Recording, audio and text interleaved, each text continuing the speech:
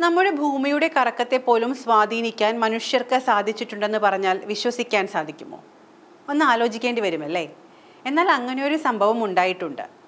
ചൈനയിൽ നിർമ്മിച്ച ഒരു അണക്കെട്ട് ഭൂമിയുടെ ഭ്രമണത്തിന്റെ വേഗത കുറച്ച് ദിവസങ്ങളുടെ ദൈർഘ്യം പോലും വർദ്ധിപ്പിക്കുന്നുണ്ട്. ത്രീ ഗോർജസ് എന്ന ഡാമാണ് ഇതിനു പിന്നിൽ. ചൈനയിലെ ഹ്യൂബെ പ്രവിശ്യയിലെ യാങ്സെ നദിയിലാണ് ത്രീ ഗോർജസ് അണക്കെട്ട് നിർമ്മിച്ചിരിക്കുന്നത്. വെള്ളപ്പൊക്കം നിയന്ത്രിക്കുക എന്നതായിരുന്നു അണക്കെട്ടിന്റെ നിർമ്മാണത്തിന് പിന്നിലെ പ്രധാന ഉദ്ദേശം. വെള്ളപ്പൊക്കം നിയന്ത്രിക്കുന്നതിനും ലോകത്തിന് മുന്നിൽ ചൈനയുടെ ശക്തിയെ അടയാളപ്പെടുത്തുന്നതിനുമായാണ് 1919 ഹുബൈറ്റ് പ്രവിശ്യയിലെ യാങ്സി നദിക്ക് കുറുകെ ത്രീ ഗോർജസ് അണക്കെട്ട് നിർമ്മിച്ചത്. റിപ്പബ്ലിക് ഓഫ് ചൈനയുടെ താൽക്കാലിക പ്രഥമ പ്രസിഡന്റായിരുന്ന സൻയാറ്റ് സെൻ ആണ് അണക്കെട്ട് നിർമ്മിക്കുന്നതിനുള്ള നിർദ്ദേശം മുന്നോട്ട് വെച്ചത്. പതിറ്റാണ്ടുകളോളം സമയമെടുത്താണ് ഈ അണക്കെട്ടിന്റെ നിർമ്മാണം പൂർത്തിയാക്കിയത്. എന്നാൽ അണക്കെട്ട് നിർമ്മിക്കപ്പെട്ടതോടെ ഭൂമിയുടെ ഭ്രമണത്തിന്റെ വേഗത 0.06 മൈക്രോ സെക്കൻഡുകൾ കുറഞ്ഞുവെന്ന് നാസ സ്ഥിരീകരിക്കുന്നു. 2335 മീറ്റർ നീളവും 185 മീറ്റർ ഉയരവുമാണ് ഡാമിനുള്ളത്. 10 മില്യൺ ഗാലൻ, അതായത് 40 ക്യൂബിക് കിലോമീറ്റർ വെള്ളം സംഭരിക്കാനുള്ള ശേഷിയാണ് അണക്കെട്ടിന്റെ റിസർവോയറിനുള്ളത്. ഏകദേശം 39 ട്രില്യൺ കിലോഗ്രാമോളം വരും ഈ അണക്കെട്ടിന്റെ ഭാരം.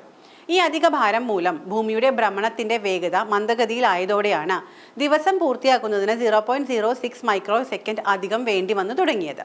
കറങ്ങുന്ന പമ്പരത്തിനു മുകളിൽ അല്പം ഭാരം വെച്ചാൽ കറക്കത്തിന്റെ വേഗത കുറയുന്നതിന് സമാനമായ രീതിയിലാണ് അണക്കെട്ട് ഭൂമിക്ക് മേൽ പ്രവർത്തിച്ചത്. അതുകൊണ്ടും തീർന്നില്ല. ഭൂമിയുടെ ധ്രുവസ്ഥാനത്തിന്റെ ഏകദേശം 2 സെന്റിമീറ്റർ, അതായത് 0.8 ഇഞ്ച് മാറ്റാനും അങ്ങനെ ഭൂമിയെ ഒന്നുകൂടി ഉരുട്ടിയെടുക്കാനും ഈ അണക്കെട്ടിന് സാധിച്ചിട്ടുണ്ട്. ടിബറ്റൻ പീഠഭൂമിയുടെ കിഴക്കൻ മേഖലയിൽ പുതിയ അണക്കെട്ട് നിർമ്മിക്കാൻ ഒരുങ്ങുകയാണ് ഇപ്പോൾ ചൈന. നിർമ്മാണം പൂർത്തിയാകുന്നതോടെ ലോകത്തിലെ ഏറ്റവും വലിയ ജലവൈദ്യുത അണക്കെട്ടായി ഇത് മാറുമെന്നാണ് കണക്കുകൂട്ടപ്പെടുന്നത്. യാർലുങ് സാംബോ നദിയുടെ താഴ്വരയിലാണ് അണക്കെട്ട് നിർമ്മിക്കുന്നത്. ത്രീ ഗോർജസ് അണക്കെട്ടിന്റെ 3 ഇരട്ടി അധികം ശേഷിയിലാണ് പുതിയ അണക്കെട്ട് നിർമ്മിക്കുന്നത്. പ്രകൃതി ദുരന്തങ്ങൾ, ചന്ദ്രന്റെ സ്വാധീനം എന്നിവ ഭൂമിയുടെ ഭ്രമണത്തിന്റെ വേഗതയിൽ പ്രതിഫലിക്കാറുണ്ട്. അതിനാൽ അണക്കെട്ട് മൂലം വേഗത കുറഞ്ഞത് താരതമ്യേന നിസാര കാര്യമാണ്. എന്നാൽ കണക്കുകൾ അത്ര വലുതായി തോന്നിയില്ലെങ്കിലും ഒരു മനുഷ്യനിർമ്മിത ഘടനയ്ക്ക് ഇത്രത്തോളം ചെയ്യാനായി എന്നതാണ് പ്രധാനം.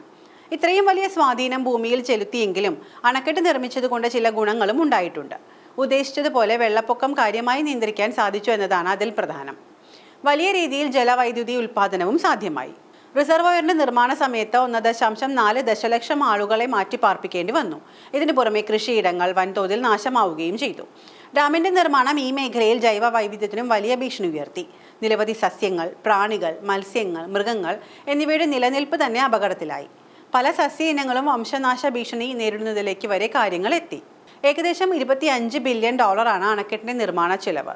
അണക്കെട്ട് മൂലം വേഗത കുറഞ്ഞത് താരതമ്യേന നിസാരമായ തോതിലാണെന്ന് പറയുമ്പോഴും ഒരു മനുഷ്യനിർമ്മിത വസ്തുവിന് ഭൂമിയുടെ കറക്കത്തെ പോലും സ്വാധീനിക്കാൻ സാധിച്ചു എന്ന് പറയുന്നത് അത്ര നിസാര കാര്യമല്ല താനും.